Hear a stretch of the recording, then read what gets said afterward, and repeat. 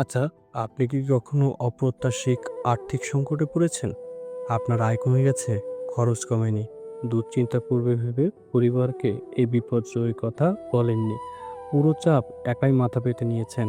খাবার টেবিলে হেসেছেন, যে হাসির পিছনে যে বেদনা লুকিয়ে আছে তা কাউকে বুঝতে দেননি। ভেতরে ভেতরে আপনি শেষ হয়ে গেছেন। আপনি দিশেহারা, বিধ্বস্ত, চাপ সইতে না পেরে হয়তোবা হঠাৎ করে একদিন হার্ট অ্যাটাক করে মরে যাবেন। এই পরিস্থিতিতে এই পরিস্থিতি যে কি ভয়াবহ তা ভুক্তভোগী ছাড়া কেউই বুঝতে পারে না। আর্থিক সংকটের মোকাবিলায় যা করণীয় কি? আর্থিক সংকট মোকাবিলায় আপনার করণীয় কি? এখানে 10টি পরামর্শ তুলে ধরা হলো, যা আপনাকে অনেক সাহায্য করবে। নাম্বার 1, দয়া করে পরিবারের সাথে সমস্যা শেয়ার করুন। তারা আজ বা কাল ব্যাপারটা জানবেই। তা গোপন না করে তাদেরকে নিয়ে পরিস্থিতি মোকাবেলা করুন। নাম্বার 2, নাটকীয়ভাবে জীবনযাত্রার খরচ নিচে নামিয়ে আনুন।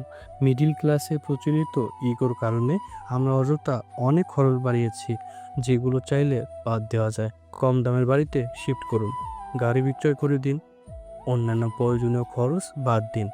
কে কি বলল সেদিকে পাত্তা দেবেন না। এখন টিকে থাকাটাই আসল।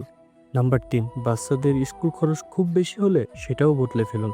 স্কুলের পরিচয়ে ছাত্রছাত্রীদের আঁকড়ে কোনো লাভ হয় না, কাজ হয় তার রেজাল্টে। সেটা যে কোনো ধরনের স্কুল থেকেই করা যায়। টিউশন খরচ অতিরিক্ত হলে টিউশন খরচ বাদ দিন। তুলনামূলক স্কুলের বাচ্চাদের শিফট করে আপনি নিজেই সন্ধ্যার পর 2 থেকে 3 ঘন্টা বাচ্চাদের পড়ান।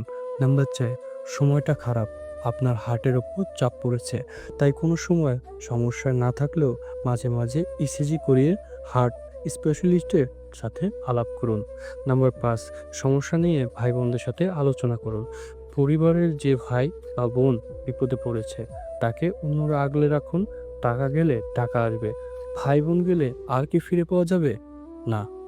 এই কঠিন সময়ে সবাই এক ছাতার নিচে আশ্রয় নিন। একজনের উষ্ণতা দিয়ে আরেকজনকে রক্ষা করুন। নাম্বার 6, এই দুঃসময়ে পরিবারের সদস্যরা যৌথবদ্ধ থাকুন।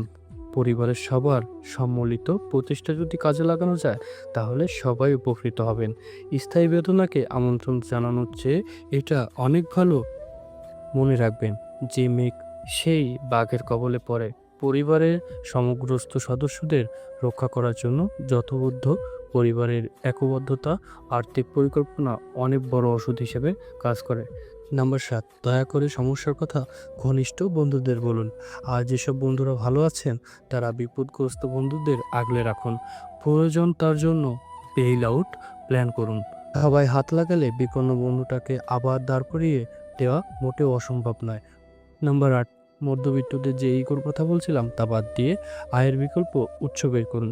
যেমন ছাত্র জীবনে যিনি টিউশন করতেন তিনি প্রয়োজনে তাতে ফিরে যান। যাদের বাড়িতে জায়গা আছে তারা কৃষি থেকে আয়ের ব্যবস্থা করুন। পুকুর থাকলে মাছ চাষ করুন, হাঁস মুরগি পালন করুন। বাড়ির মহিলারা স্যালাইনের কাজ, হোমমেড ফুড এ ধরনের ছোট ছোট উদ্যোগ নিন। অনলাইন অফলাইনে বিক্রি করুন। সত্যতাকে পুঁজি করলে ক্রেতার অভাব হয় না। নাম্বার 9, প্রতি বছর পুনর্মিলনী রিউনিয়নের বন্যা আমরা দেখি। লাখ লাখ টাকা এসব অনুষ্ঠানে খরচ হয়। এইসব অ্যালামাইন অ্যাসোসিয়েশনের বিপদগ্রস্ত সদস্যদের পাশে দাঁড়াতে পারেন। নয়তো এসব মিলন মেলা থেকে একটি লোক দেখানো মূল্যহীন ব্যাপারকে হলে প্রমাণিত হবে। নাম্বার 10, সবশেষে বলি, বাড়ির একমাত্র উপার্জনকারী সদস্য হচ্ছেন তাকে একাই লড়াই করতে হয়। এই একাকী যোদ্ধাকে বাড়ির সবাই শান্তি দিন, যত্ন করুন, মাথায় ডুবিয়ে রাখুন।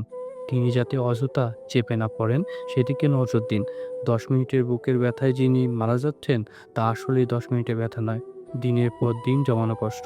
অনিশ্চয়তার দীর্ঘ ব্যাপার চাপ আসলে তিনি আর নিতে পারেননি। একমাত্র আমাদের সম্মিলিত হাত এবং বুকে রাখলে তার ব্যথা কমবে।